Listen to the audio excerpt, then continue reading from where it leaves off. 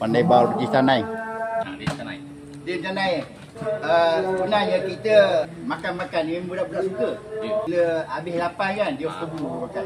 Sebenarnya itu kita bagi tarikan yang orang datang tu makan sembahyang. Betul tak? Betul. Macam yang ada tinggal tu, macam hotel-hotel tak apalah. Kita memang sediakan makanan itu sana. Jadi nampak ramai makan ni. Bagi semua budak-budak lah Ni lama berniaga lah? Canai ni dah 8 tahun dah. 8 tahun ya? Kalau ada orang nak order, boleh? Boleh, tak masalah. Tempah. Nombor. Bagi nombor telefon. 011 011 1605 1605 2115. 2115. Ya. Kalau bukan berapa set di mana berniaga? Kalau Sabah? Kalau puasa saya buat di kafe pustakaan. Kafe Pustakaan di Sungai Besar? Sungai Besar. Oh, di situ? Ya. Okey, boleh cari dia. Cari dia dekat sana. Saya dah balik lah tadi. Datang balik saya tengok. Ya. Kata apa? Ada lain macam malam ni. macam pula. Budak-budak ramai berkumpul. Lepas dia lapar dekat dia serbu. Jadi malam ni kita ada kelainan sikit, Murid. Jadi pendekatan yang kita ambil pada malam ni, kita datangkan khas roti canai buat terus kat surau. Ya. Jadi mungkin sepanjang Ramadan ni ramai rindukan suasana di gerai. Betul. Kedai kopi. Jadi kita buat tarikan, kita panggil brother ni untuk teba dekat surau. Ya. Jadi kita sambil berdakwah, meramaikan jemaah dan memanggil kanak-kanak datang. Tarawih. Jadi inilah pendekatan kita. Betul lah.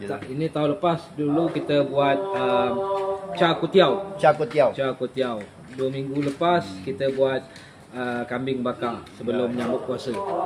Kita tidak membelakangkan orang lama atau hotel yang buat 20 rakaat. Kita dah standby lah sana. Makanan dia orang special. Gila tak? Okey, kita makanan kita memang akan sediakan di 3 peringkat.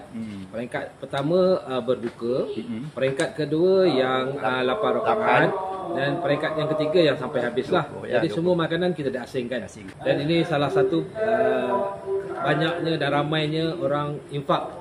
Sebab diorang tahu bulan Ramadan inilah kalau nak berinfak, berganda-ganda infak yang diterima oleh Allah Subhanahu Wa Taala. Okey, terima kasih banyak ya atas inisiatif ni. Baiklah surau Taman Manis ni. Mudah-mudahan. Jadi kita pun bagi Pak Surau, kita mendoakan kepada yang berinfak, yang bersedekah, mudah-mudahan mereka dikurniakan kesihatan, kebahagiaan dunia akhirat dan limpahkan rezeki ke atas mereka dan keluarga mereka insya-Allah. Sudah canai.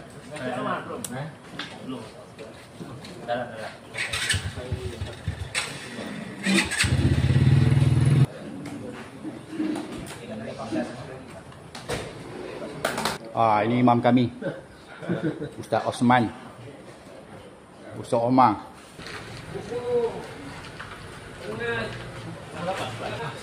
Sang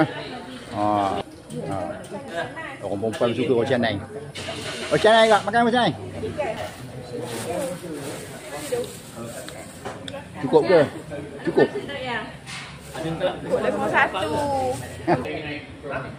Ni dia. Kedai roti canai. Kedai roti canai. Sedap ni. Sedap eh? Sedap. Canai. Tambah lagi, ada lagi. Ni Bilal kami, dah tarawih. Nama siapa Bilal? Ilyas. Ha? Ilyas. Kami cari orang muda sekarang ni. Tak. Macam mana tak makan? Tak. Kenapa tak makan? Lu ada banyak lah. Habis lah. Ha? Habis. Best tak bang? Ujian dia? Alhamdulillah. Dan kali kita panggil lagi. Dah lah. Panggil.